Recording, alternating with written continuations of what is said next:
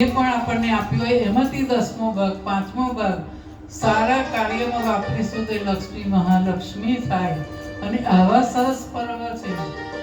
માનો ચૈત્ર મહિનો છે અને ચૈત્ર એટલે સાધના ને આરાધના કરવાનો.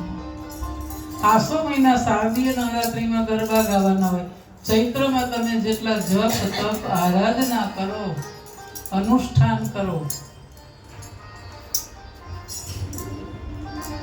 ગયા જન્મનું સાથ કેટલાય જન્મનું તો ભેગું થાય છે, પણ હવે આવતા જન્મનું પણ આપણે ભેગું કરીએ છીએ. આ ભાથું એનું ભરાય છે. ભલે ને ગમે તે થાય, ગમે તેટલો તાપ હોય, ગમે તેવું વાવાઝોડું આવે, પણ આપણે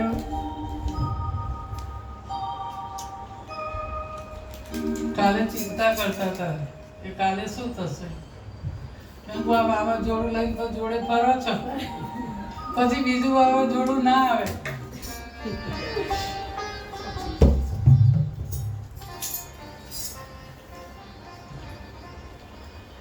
એટલે કહેવાય છે કે ચોક પુરાવો, માટી રંગાવો, આજ મેરી મૈયા ઘર આएगी,